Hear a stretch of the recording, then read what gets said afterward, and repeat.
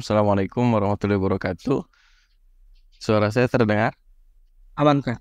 Alhamdulillahirabbil alamin. Innal hamdalillah nahmaduhu wa nasta'inu wa nastaghfiruh wa na'udzu billahi min syururi anfusina wa min sayyiati a'malina may yahdihillahu fala mudhillalah wa may yudhlil fala hadiyalah. Asyhadu an la ilaha illallah wa la syarikalah wa asyhadu anna Muhammadan abduhu wa rasuluhu la nabiyya ba'da. Baik, terima kasih saya ucapkan pada panitia Pak Sonet Trison utamanya. Mohon maaf Pak, baru bisa bergabung sekarang karena sebelumnya diagendakan Jumat yang lalu ya. Karena memang qadarullah ada acara yang lain, jadi alhamdulillah bisa bergabung hari ini. Mudah-mudahan tidak mengurangi semangat dan antusias dari teman-teman. Terus yang kedua, Kang MC ya, Mas Ahmad Rizky dan teman-teman panitia yang lainnya, mungkin banyak kakak kelas, para dosen, asatidz dan lain-lain, izin untuk sharing karena memang sebenarnya disuruh berbagi ya. Cuman kata saya bukan dosen, saya nggak ngerti cara ngajar kayak gimana. Jadi saya sharing aja gitu ya. Diminta sharing berkaitan dengan kegiatan usaha yang sedang dijalani ini. Layarnya sudah muncul ya? Ya. Sudah Bang, sudah.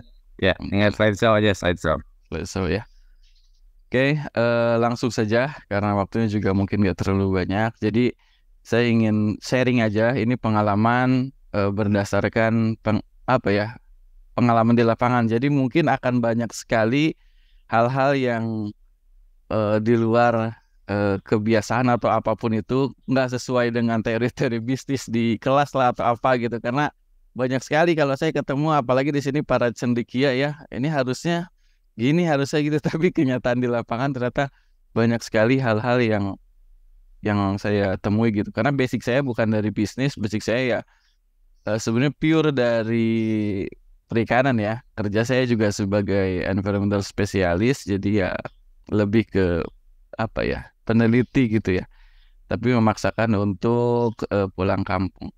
Nah, ada 3 hal karena ini acara yang ketiga kalau nggak salah ya. Jadi saya nggak akan banyak-banyak bercerita, cuma 3 aja berarti. Yang pertama, membangun bisnis dari desa ya, itu kenapa. Terus yang keduanya bagaimana dan siapa, ini penting banget bagi kita untuk menjawab pertanyaan-pertanyaan ini gitu. Sederhana tapi sangat penting. Kenapa sih kita harus membangun dari desa? Jadi eh Indonesia ya mau nggak mau gitu, setelah saya berkeliling, kurang lebih lah berkeliling Indonesia waktu kerja dulu, melihat potensi itu sangat besar ya ada di daerah-daerah gitu. eh Berkaitan dengan IPB sebagai kampus pertanian terkeren gitu ya, terkeren di Indonesia bahkan di Asia Tenggara gitu, harusnya menjadi pelopor untuk kemajuan bangsa. Menurut saya sih itu poinnya adalah Indonesia akan besar kalau desa-desanya maju gitu, desa-desanya sejahtera. Jadi dampaknya itu dari Indonesia maju itu hanya dampak, tapi gimana cara kita membuat Indonesia maju ya desa-desanya harus maju karena sebagian besar Indonesia itu adalah desa-desa gitu. Jadi Indonesia nggak mungkin hanya mengandalkan orang-orang pintar di Jakarta aja gitu, nggak mungkin menurut saya. Jadi tetap sebagai penopang penggeraknya itu di desa. Jadi itu alasan utama kenapa desa itu menjadi penting untuk membangun Indonesia.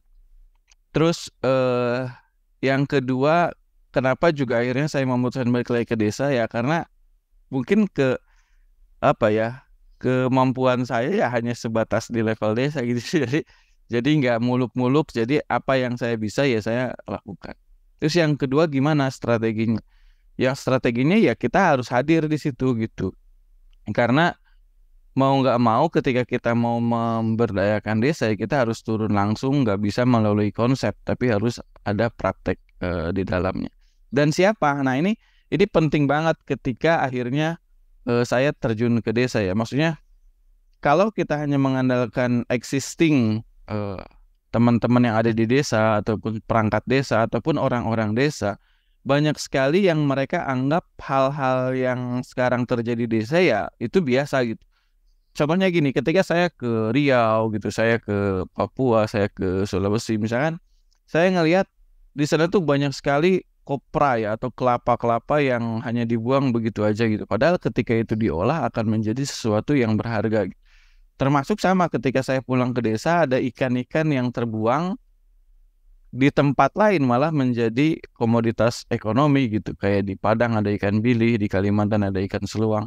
Nah, mereka menganggap bahwa ya ada yang ada di desa saat ini ya udah kayak gitu nggak bisa diapa-apain lagi. Nah, siapa yang harus bisa membangun desa ini adalah orang-orang yang terdidik menurut saya. Maksudnya teman-teman yang lulusan dari kampus apalagi IPB punya tanggung jawab besar menurut saya untuk menggerakkan hal-hal semacam itu. Nah, nanti akan coba saya sharing bagaimana perjalanan kurang lebih ketika saya membangun si Petek ini gitu.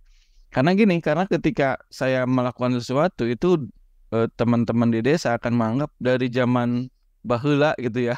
Biasa dari zaman dulu ini nggak dimanfaatkan gitu. Memang betul gitu. Kita juga jangan menyalahkan teman-teman yang dari desa. Justru sekarang teman-teman yang dari IPB, mungkin dari desa ya banyak, terus ke IPB, terus banyak interaksi dengan orang-orang hebat di IPB. Nah, ketika punya wawasan itu, coba deh balik lagi ke desa, pasti akan menemukan sesuatu gitu. Nah, jadi harapannya kurang lebih seperti itu. Saya akan meracuni teman-teman untuk pada pulang lagi ke desa ya gitu. Mohon maaf.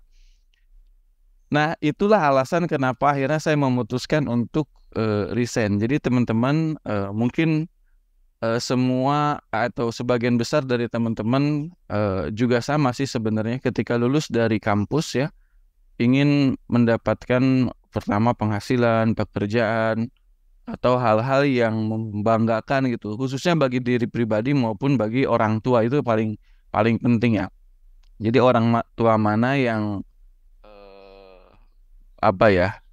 hampir semua orang tua akan berharap anaknya ketika lulus punya pekerjaan yang mapan, punya gaji mungkin yang cukup gitu untuk membiayai keluarganya nanti. Nah sama, saya juga ketika lulus ingin bekerja gitu di tempat yang bonafit atau di tempat yang nyaman gitu. Jadi akhirnya saya putuskan, sebenarnya saya lulus terus melamar di 3 perusahaan dan alhamdulillah 3-tiganya diterima ya. Satu di perusahaan otomotif terbesar di Indonesia, satu di perusahaan FMCG, perusahaan makanan juga salah satu terbesar di Indonesia, dan satu lagi di perusahaan oil and gas. Jadi saya pilih yang di sini gitu untuk melanjutkan pekerjaan. Nah, artinya sebenarnya secara kapasitas saya yakin lah teman-teman dari IPB tidak terlalu kesulitan untuk mendapatkan pekerjaan setelah lulus. Bahkan kemarin saya sempat mengisi acara prawisuda ya, Stadium General yang hari Senin sebelum teman-teman wisuda itu. Ternyata memang rata-rata setelah 6 bulan lulus itu lebih dari 70 atau 90% teman-teman di IPB itu udah mendapatkan pekerjaan. Jadi cincai lah ya, maksudnya apa ya, relatif mudah lah teman-teman kalau untuk mendapat pekerjaan. Nah, tapi setelah itu akhirnya muncul satu kondisi ketidaknyamanan buat saya gitu. Kenapa? Karena saya ngerasa saya dari kecil itu dibantu banyak orang. Jadi saya lahir dan dibesarkan dari keluarga yang sangat sederhana. Jadi sekolah itu saya pakai SKTM, surat keterangan tidak mampu. Jadi dari SD, SMP, SMA semuanya beasiswa. Karena dari segi ekonomi orang tua memang tidak sanggup untuk membiayai gitu. Bahkan dulu tuh setelah lulus SMP ya tuntutannya ya bekerja gitu. Rata-rata di tempat saya, di kampung saya, lulus SMP kerja entah di toko, entah di pom bensin, entah di apa gitu, itu udah oke gitu, udah calon mantu idaman lah, kurang lebih kayak gitu. Nah, tapi ada motivasi lain dari saya dan dari orang tua untuk terus bisa melanjutkan sekolah, dan akhirnya mencari sekolah-sekolah yang bisa memberikan beasiswa. Termasuk di IPB saya sekolah sama sekali nggak membayar, full gratis, karena IPB itu salah satu kampus yang bayarnya itu subsidi silang ya, kalau nggak salah, yang kurang mampu akan disubsidi oleh orang-orang yang mampu. Jadi alhamdulillah saya juga mendapatkan fasilitas gratis, bahkan Untuk kegiatan sehari-hari juga dari beasiswa. Jadi dari masuk sampai lulus kurang lebih saya dapat 8 beasiswa untuk menghidupi dan untuk kegiatan belajar saya di sana. Nah, setelah ada di posisi kerja, saya ngerasa cuma nikmatinya sendiri gitu. Padahal tadi saya dibantu banyak orang, saya juga ingin bisa bermanfaat minimal buat orang-orang sekitar saya. Waktu itu masih muda, kalaupun gagal toh masih bisa kerja lagi. Jadi akhirnya saya putuskan untuk resign untuk bisa kayak balas budi gitu ya. Dan yang paling gampang adalah ke kampung gitu. Yang paling gampang adalah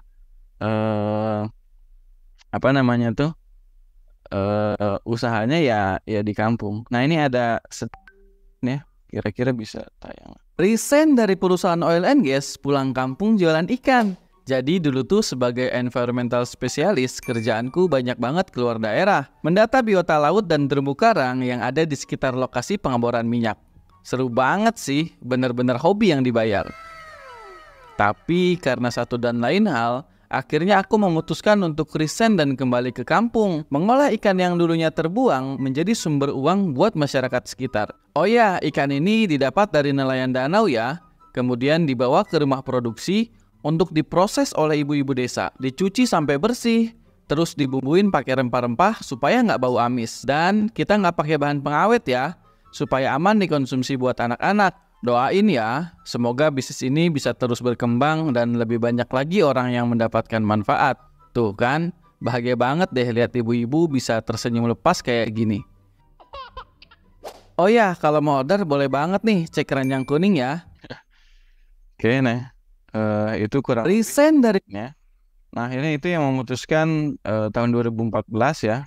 Saya pulang kampung. Jadi saya kerja hanya 2 tahun, 2012 sampai 2014. Jadi pulang kampung melihat potensi, yaitu pun sebenarnya berkat pengalaman ketika kerja. Jadi saya kerjanya itu keliling-keliling Indonesia ya untuk mencari lapangan-lapangan migas yang akan dieksplorasi gitu.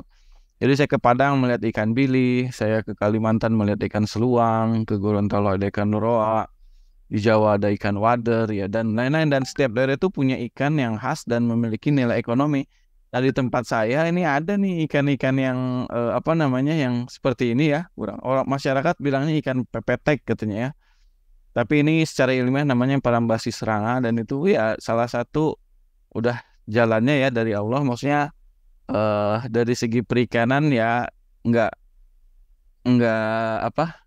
bodoh-bodoh amat lah gitu, ngerti gitu gimana caranya memanfaatkan ikan. Jadi ada ikan nih sangat berlimpah tapi belum dimanfaatkan, kayak kurang lebih kayak gitu. Awalnya hanya jadi hama, ini ikan ini jadi hama bagi ikan-ikan budidaya yang lainnya karena berebut pakan, terus ditangkap sama nelayan, gak ada yang olah, dibuang di pinggir danau gitu. Jadi limbah, hanya dimanfaatkan hanya sebagai pakan bebek. Nah, tadi maksud saya kalau misalkan kita hanya mengandalkan masyarakat yang ada di desa yang sekarang existing di sana, ya mungkin ikan ini dari zaman dulu ya, zaman baheula gitu ya emang dibuang gitu, nggak dimanfaatkan. Nah, kalau misalkan mungkin tidak ada inovasi, tidak ada nilai tambah, ya ikan ini mungkin sampai saat ini hanya jadi limbah. Tapi coba kita manfaatkan, karena saya ingat ketika di kampus dulu dosen saya bilang semua yang ada di air itu halal dan bisa dimakan kecuali kapal selam katanya.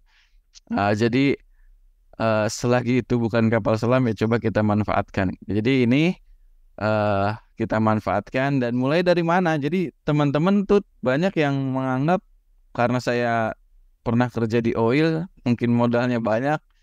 Enggak ya, jadi saya mulai tetap dari hal yang sangat sederhana gitu. Jadi saya terjun langsung ke danau, terus alat-alatnya juga sangat sederhana, nggak ada yang aneh-aneh gitu. Belum ada pabrik, belum banyak karyawan gitu. Apa yang bisa kita lakukan ya kita lakukan gitu. Nah, terus kuncinya di sini, semakin cepat kita mendapatkan kesalahan kita semakin bagus ya buat para mungkin teman-teman yang mau jadi entrepreneur. Jangan takut salah gitu.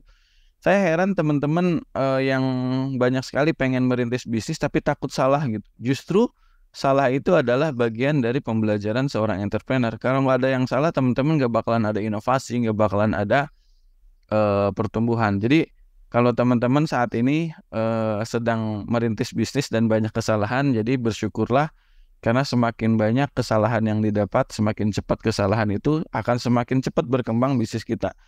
Jadi bisa jadi 1 tahun itu kita berganti-ganti kemasan, berganti-ganti sistem, berganti-ganti model bisnis, itu sangat wajar karena itulah keunggulan kita sebagai UMKM ya, atau sebagai perusahaan rintisan gitu. Karena kalau sudah perusahaannya besar, ganti kemasan aja bisa 1 tahun 2 tahun. Nah, mumpung usaha kita masih kecil ya terus aja kita berinovasi gitu. Jadi poinnya di situ. Nah, terus yang kedua, kita harus juga banyak minta saran dan masukan. Ini yang menjadi kendala atau menjadi permasalahan utama dari seorang entrepreneur adalah egonya itu tinggi.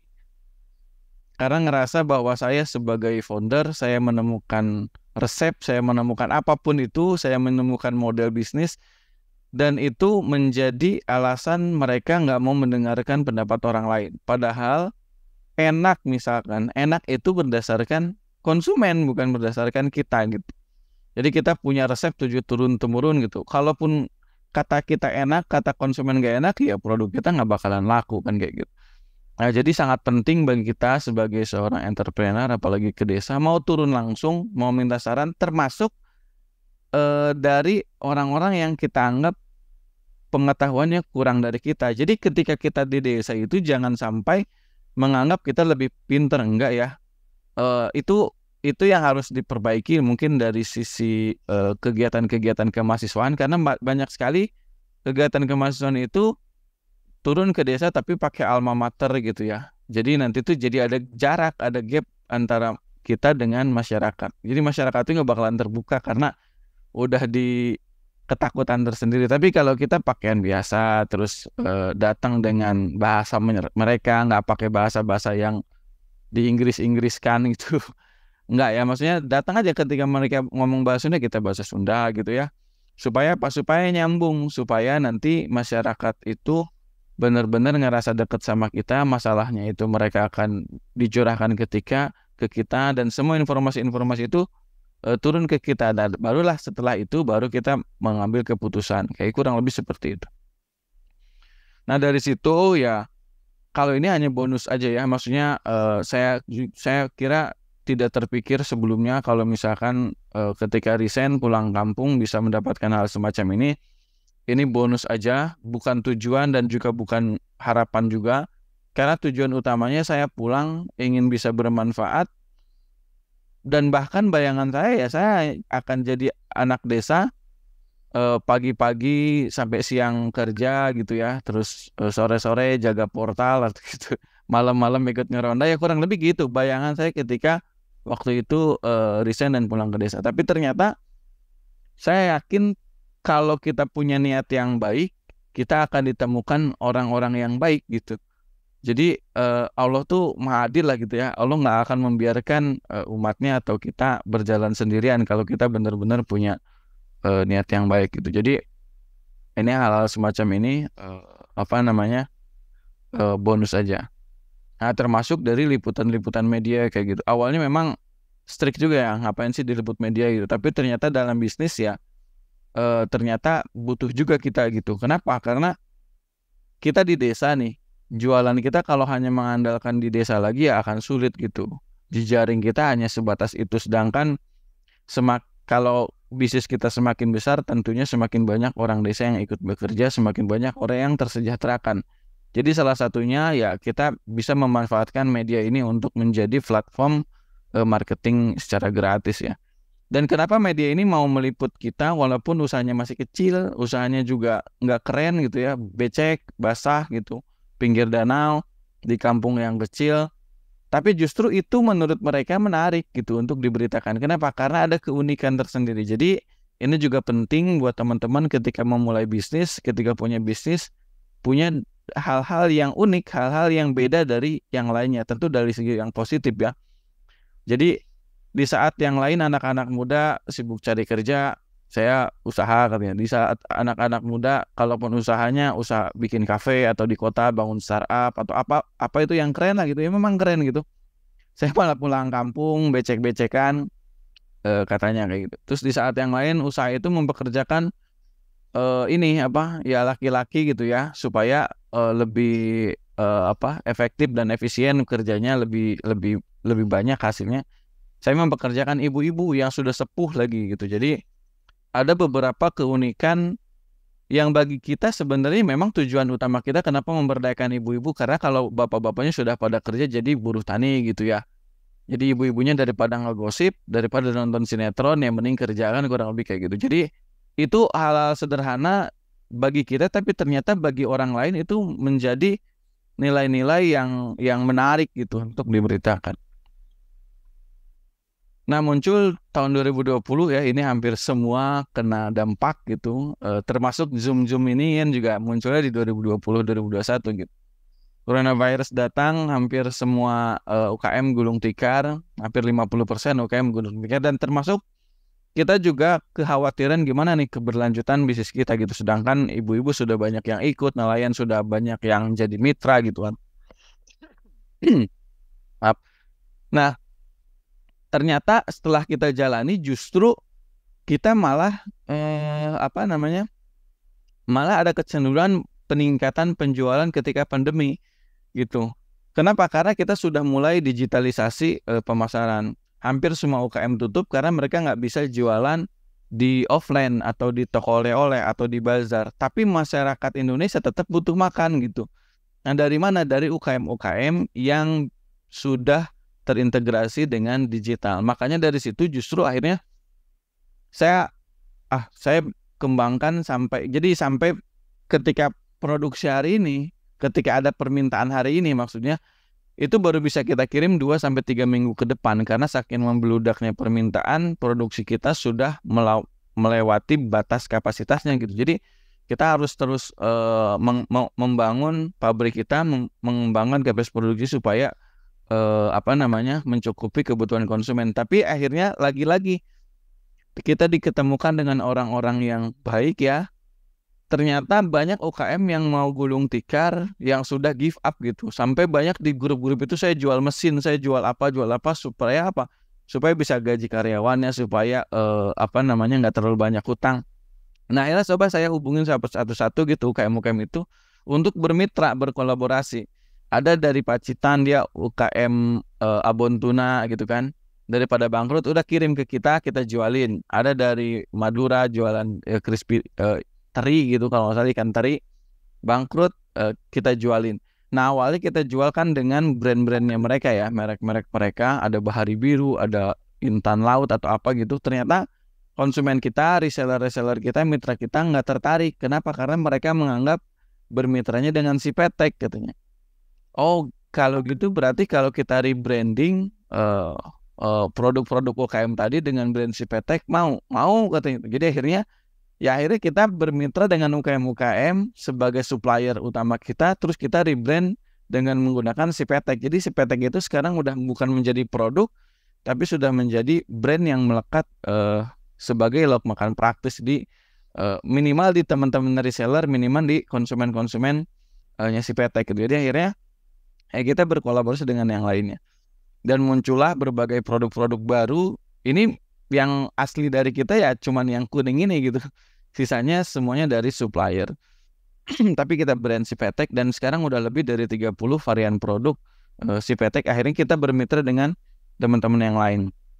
Nah, kita malah terus bertumbuh sampai akhirnya ya terus rekrut teman-teman, bahkan ibu-ibu, bahkan nelayan. Jadi kurang lebih pandemi ini ketika kita menggunakan digitalisasi dan tentunya atas izin dan berkat ridho dari Allah ya, kita terus bertumbuh gitu. Jadi kurang lebih kayak gitu. Nah, yang awalnya kita beranggapan tadi kita pulang ke desa ingin mengembangkan desa kita ya di lingkungan kecil, ternyata Allah kasih lebih. Ternyata dengan kegiatan ini kita bisa membantu UKM bahkan desa-desa di Pacitan, di Gorontalo, sekarang supply kita dari Bandung, dari Madura, dari Cirebon. Jadi niat kita untuk mengembangkan desa di tempat tinggal kita sekarang malah Allah kasih desa-desa yang lain untuk kita kembangkan. Jadi kurang lebih kayak gitu. Nah, ini jadi usahanya di desa tapi jualannya di kota. Ini konsepnya kurang lebih seperti itu, menggunakan ya digital marketing. Karena nggak mungkin eh, bukan nggak mungkin ya, agak sulit maksudnya kita hanya mengandalkan konsumen yang ada di daerah atau di desa. Jadi justru konsumen kita itu kebanyakannya di kota, tapi kita usahanya dari desa ya. Salah satunya menggunakan konsep digital marketing. Jadi di desa UKM-UKM itu fokus aja bikin produk yang enak, yang menarik untuk jualannya kita gunakan digital. Nah, termasuk mengikuti perkembangan zaman gitu. Jadi teman-teman mungkin ada yang main TikTok nggak? Ya terlepas itu ada baik dan buruknya sebuah platform ya. Jadi ya kita fokus aja gitu. Tapi ternyata kalau misalnya kita gunakan itu untuk kebaikan, kita tuh akan dihidangkan konten-konten juga yang baik gitu. Jarang tuh muncul yang konten-konten yang joget-joget, jarang gitu ya di tempat saya. Karena ya saya ngelihatnya tips-tips bisnis gitu kan, teman-teman yang jualan. Jadi alhamdulillah gitu. Jadi ya kita gunakan, kita ikuti perkembangan zaman, salah satunya menggunakan TikTok gitu kayak gitu ya. Saya nggak tahu ya plus minusnya kayak gimana, tapi yang jelas ini bisa membantu untuk meningkatkan penjualan dari kita yang dari desa ya, maksudnya untuk bisa mengakses ke teman-teman yang ada di beberapa kota. Ini juga kita baru ya, sebelumnya kita pakai Facebook, pakai Instagram, jadi kita baru beberapa bulan masuk di TikTok, terus kita pelajari. Alhamdulillah kita baru beberapa bulan udah bisa masuk trading nomor 1 untuk kategori snack ya, nomor 1 di TikTok gitu. Jadi penjualannya juga sama kurang lebih kayak gini, yang dari TikTok ya, alhamdulillah lumayan. Nah, termasuk dari segi kita, karena gini, ternyata setelah saya pelajari kalau kita mau jualan atau mau berbisnis tadi digital, karena kan kita nggak ketemu sama konsumennya ya. Jadi konsumen tahunya itu harus dari pertama tetap dari brandnya ya, brandnya yang baik, brand yang punya nilai, brand yang punya manfaat, yang beda dari yang lain. Termasuk mereka akan cari siapa sih yang punya bisnis ini gitu, siapa sih yang foundernya, siapa sih CEO-nya gitu. Kalau memang biasanya mereka beli bukan karena pengen beli produknya, bisa jadi mereka beli karena tertarik dengan misinya, mereka tertarik dengan story-nya dan lain-lain. Jadi sekarang itu memang zamannya kita nggak bisa cuman jualan produk as a produk gitu. Jadi bisa jadi sekarang kita bisa jualan story as a produk. Jadi kurang lebih seperti itu. Jadi tetap kita sebagai yang punya usahanya ya mungkin istilahnya apa ya, personal branding gitu ya. Ya kita bikin konten-konten juga yang bermanfaat baik di TikTok maupun di Instagram gitu ya. Karena sedikit banyaknya kita bisa mempengaruhi teman-teman yang lain untuk bisa lebih baik gitu, untuk konten-kontennya yang lebih positif, kurang lebih seperti itu. Mungkin itu aja ya, Mas Ahmad Rizky dan teman-teman. Mohon maaf kalau banyak kekurangan, silahkan ketika nanti ada yang mau didiskusikan, mangga. Terima kasih dari saya. Bila taufiq wal hidayah. Assalamualaikum warahmatullahi wabarakatuh. Waalaikumsalam warahmatullahi wabarakatuh. Oke, baik. Terima kasih banyak atas sharing sessionnya gitu. Luar biasa ya tadi ya, dari PB terus turun, ternyata pulang lagi gitu ke kampungnya untuk mengembangkan desanya gitu. Luar biasa. Oke, ini pendapat kita sebagai role model ya teman-teman ya. Jadi bisa sebagai contoh untuk kita semua bahwa kita tuh bisa ya pulang ke desa untuk mengembangkan desa kita gitu, desa asal kita gitu. Kita kembangkan sumber daya yang ada di desa tersebut. Oke, baik. Baik, kepada teman-teman yang ingin bertanya atau kepada Bapak Ibu yang ingin bertanya mengenai materi tersebut, materi yang disampaikan oleh Kang Aang, boleh silakan untuk raise hand ataupun langsung on mic untuk memberikan pertanyaannya.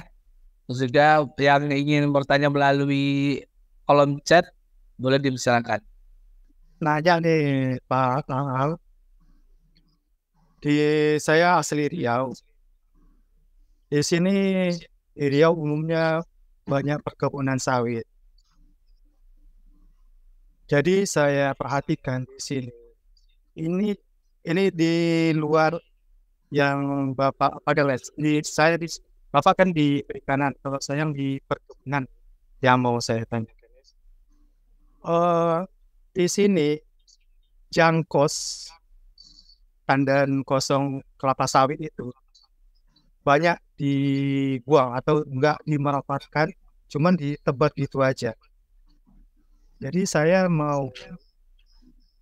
boleh katakan memohon, minta tolong seandainya ada teman-teman bagian pertanian yang bisa membantu saya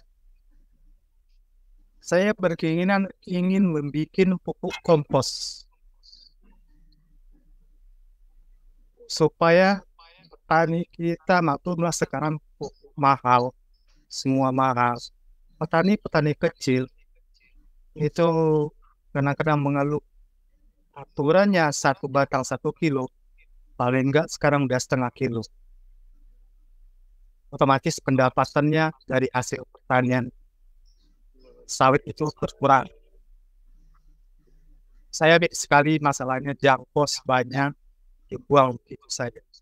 Jadi saya ingin ya minta tolong kalau seandainya teman-teman Bapak yang ada di IPB bisa mengasih ilmu pada saya bagaimana cara memanfaatkan jangkos bisa dijadikan pupuk organik.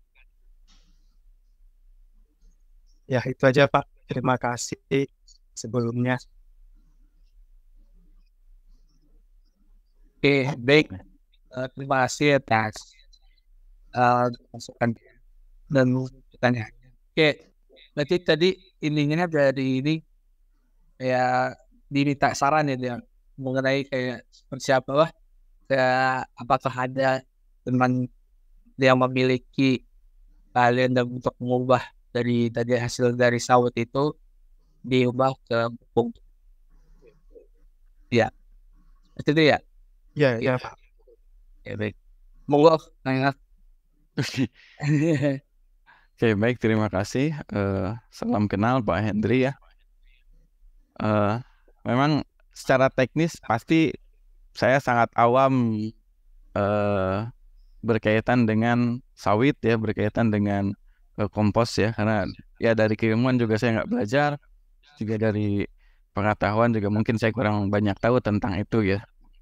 Nah, yang jelas adalah saya kira ilmu-ilmu itu sudah banyak, ada yang bahas juga di YouTube juga banyak, dan mungkin di sini banyak teman-teman atau kakak kelas atau bapak ibu dosen yang dari IPB yang berkaitan dengan itu mungkin nanti bisa disampaikan dari panitia ya atau dari moderator untuk disampaikan teknisnya gitu ya. Tapi memang gini, saya melihat juga sebenarnya banyak ya yang sudah memanfaatkan itu, walaupun saya nggak tahu teknisnya seperti apa. Banyak yang memanfaatkan tandan-tandan kosong sawit itu, bahkan ada yang berinovasi membuat helm gitu ya.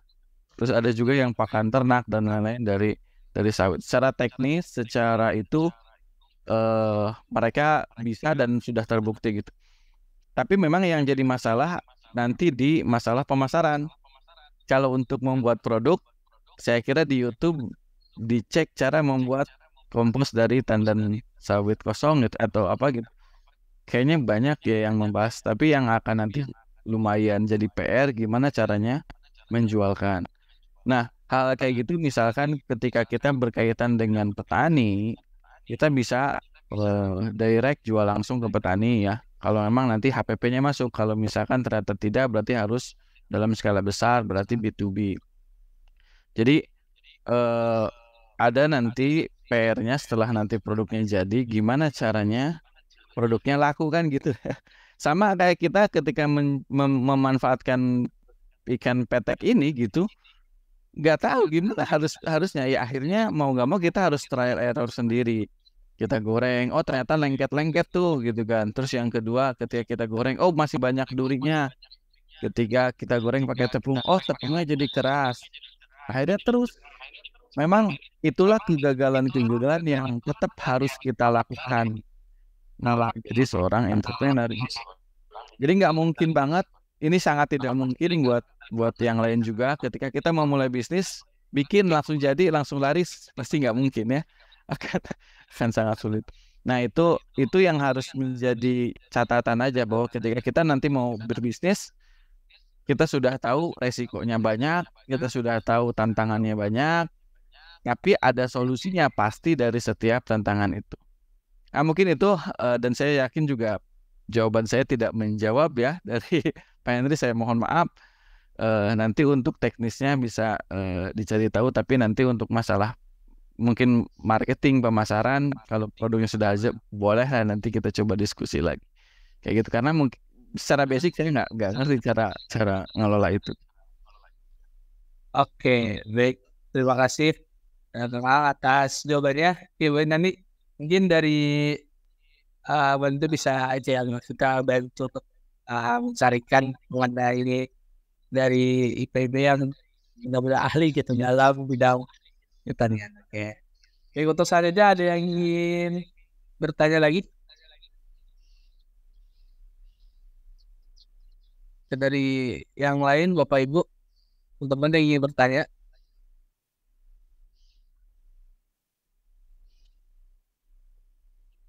Bahwa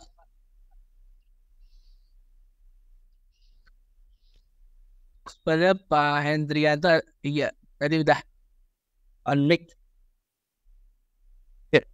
Terima kasih. Maaf sama Pak. Yes.